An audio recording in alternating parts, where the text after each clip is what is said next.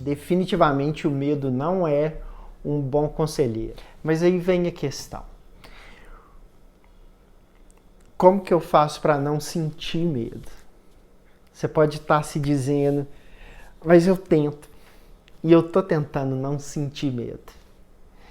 Eu faço o esforço, eu dou o meu melhor, mas cedo ou tarde o medo acaba voltando. Essa luta eu tô perdendo.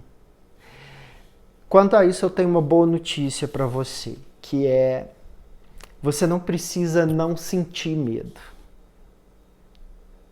Vou repetir, você não precisa não sentir medo. Esse não é o ponto. Autonomia não é não sentir coisas como um medo. Autonomia, ter autonomia é não ser dominado por essas coisas. É você fazer a escolha e não o medo fazer a escolha por você. Ser livre significa não ser escravizado pelas suas próprias fraquezas. Não significa não ter fraquezas. É apenas você se manter na direção das suas escolhas, das suas ações. E aqui a gente pode lembrar, convém lembrar do nosso entendimento, do nosso conceito de escolha, que é uma decisão mais uma ação. O que você sente ou deixa de sentir, o que você pensa ou deixa de pensar, é só um sentimento e é só um pensamento. É só uma emoção. Não é você. Você é intenção mais ação.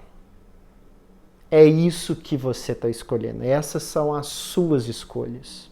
Simplesmente sentir não é algo com o que você precisa se identificar. Então você não precisa não sentir medo e o seu trabalho não é lutar contra o medo.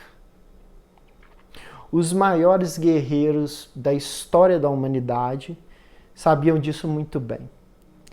Eles eram os guerreiros produzidos pela cidade e estado de Esparta, na Grécia Antiga. Eles não tinham problema algum em admitir que eles sentiam medo. Eles não tinham problema ou dificuldade em reconhecer a presença do medo.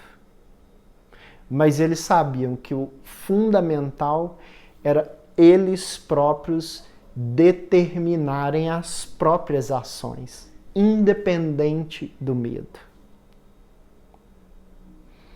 Você já parou para se colocar a questão, se perguntar que sem medo não há coragem?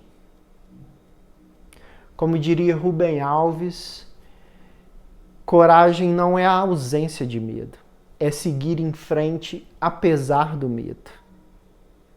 Sendo assim, se você sentir medo, mas agir com coragem, você é corajoso. Simples assim. Eu sou André de Almeida, filósofo, conselheiro filosófico e professor da Fundação Dom Cabral. Até a próxima.